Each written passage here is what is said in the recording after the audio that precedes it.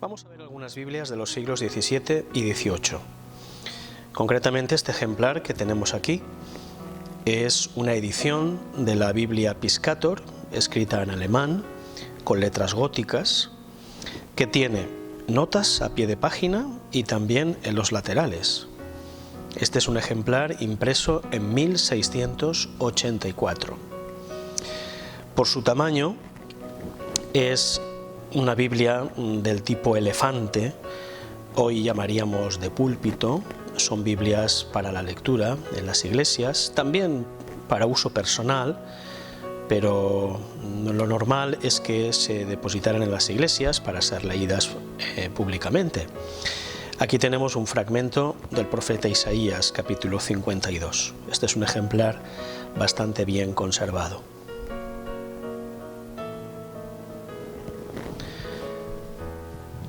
Aquí podemos contemplar un ejemplar más, también en alemán, de una época similar, tamaño también grande. Estas Biblias suelen estar encuadernadas en madera y en metal, con los cantos metalizados, y además llevan unos herrajes para poderlas cerrar. De esa forma se protegen mejor contra el fuego y contra los hongos. Aquí tenemos una Biblia en inglés, versión King James, que es curiosamente del año 1776, el año de la independencia de los Estados Unidos. Esta podríamos ya decir que es una Biblia de formato familiar, con un dato muy interesante. Aparece el tiempo cronológico antes de Cristo, según las genealogías que en aquel momento se calculaban la edad de los patriarcas, etc. Este es el libro de Ruth y es una Biblia ya de formato familiar. Un ejemplo de Biblia que hoy podríamos llamar personal es esta Biblia que tengo en las manos. Se trata de un ejemplar en alemán, en la versión de Martín Lutero. Es del año 1709 y es el primer volumen de los dos de los que se compone la Biblia. Como veis, y dije antes, tenían sus herrajes en cuero para cerrarla. Esta es una Biblia de piedad, ¿no? De los, digamos, de las personas que ya tenían una Biblia en su casa y la podían leer ellos o sus familiares, o para tener el culto familiar, etc.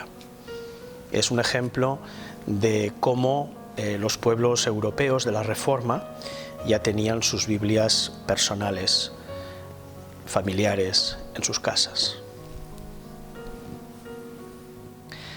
Seguimos con algunas Biblias más. Esta es ya del siglo XVIII, está en francés y está acompañada de muchos grabados de algunos artistas famosos, pintores como Rafael y otros grandes maestros. Esta es una Biblia de 1767, impresa en París. Como veis, todas sus páginas, prácticamente en todas sus páginas, vienen imágenes, grabados, reproducciones de grandes obras, de grandes maestros. Este es un recurso bastante frecuente y a veces esencial para que los lectores poco familiarizados con el texto bíblico puedan, a través de la imagen, reconstruir pues la historia que está narrada en la Biblia misma.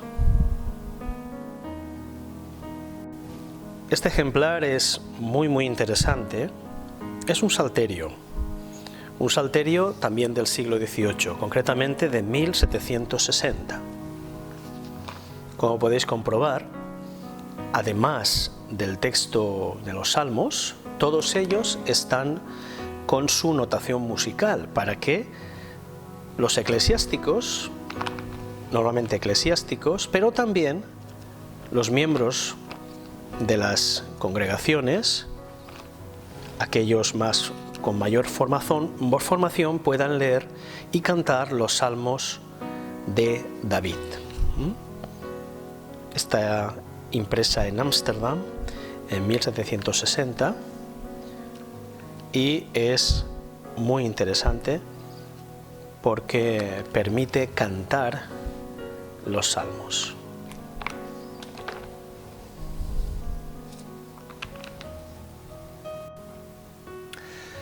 Lo que tenemos ahora es una reproducción de un fragmento del libro de Isaías.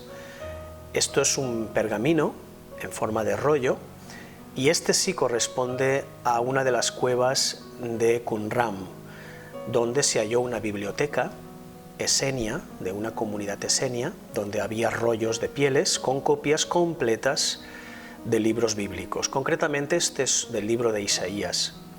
Se escribieron más o menos hacia el año 100 a.C. Hay que tener en cuenta que este hallazgo fue importantísimo para la historia del estudio del texto bíblico, porque esto nos lleva directamente a los siglos I y II a.C., con textos bíblicos que prácticamente son idénticos a los que posteriormente teníamos en las bibliotecas, en los códices de los siglos IX y X después de Cristo. Este que tenemos aquí es una reproducción del papiro Fuat 266. Este papiro fue encontrado en la envoltura de una momia y es uno de los testimonios escasos de la Biblia de los 70, la llamada Septuaginta, anterior a la era cristiana. Está fechado en torno al año 50 a.C. y el papiro Fuat contiene fragmentos del Pentateuco, Génesis, Deuteronomio, etc. Aquí tenemos un ejemplo más de papiro, ya digo, de origen vegetal, no de origen animal como el pergamino. El Pentateuco samaritano no fue conocido hasta 1616, que se hizo una copia en Damasco. Este es un texto que, digamos, es del reino del norte, del reino de Israel, que tenía su propia teología y las comunidades samaritanas lo preservaron.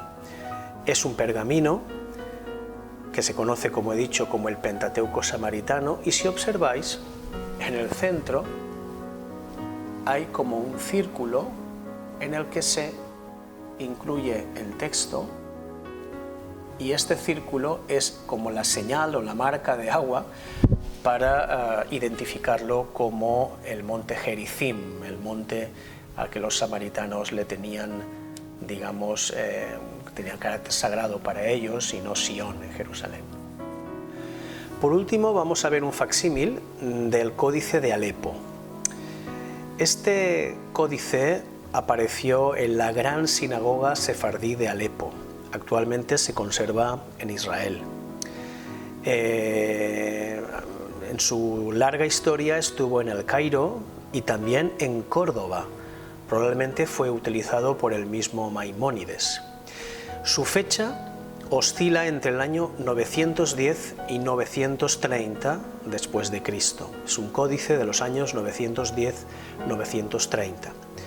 Contiene todo el texto del Antiguo Testamento, lo contenía, pero fue dañado en unos tumultos antijudíos en Alepo en el año 1947, y actualmente ya no se conservan más que 294 folios. En la Universidad Hebrea de Jerusalén se está trabajando en una edición crítica de este texto. Se observa el trabajo minucioso de los copistas, poniendo el texto hebreo que no lleva consonantes y la masora o las vocales para poderlo leer, interpuestas ahí como unas pequeñas manchas.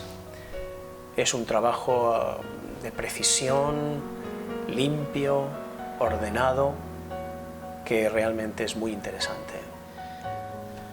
Nuestra Biblia Reina Valera es la Biblia más leída por todas las, digamos, comunidades evangélicas protestantes en lengua castellana, más difundida de la historia. Lo que tenemos aquí es un facsímil de la Biblia del Oso. La Biblia del Oso es la Biblia de Casiodoro de Reina, 1569, traducida en diferentes lugares de Europa y por tanto es una Biblia del exilio español, de los monjes jerónimos Casiodoro de Reina y posteriormente Cipriano de Valera, que hizo su revisión y por eso ha quedado como la Biblia Reina Valera. Curiosamente, la Biblia Reina Valera,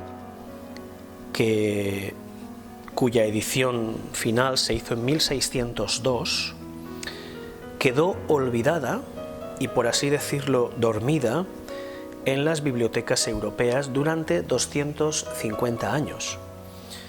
De hecho, cuando el primer agente de la Sociedad Bíblica británica y extranjera llegó a España, el famoso Jorge Borrow, la primera Biblia que empezó a difundir no fue la Reina Valera, porque en aquel momento esa Biblia no era conocida, estaba olvidada, por así decirlo.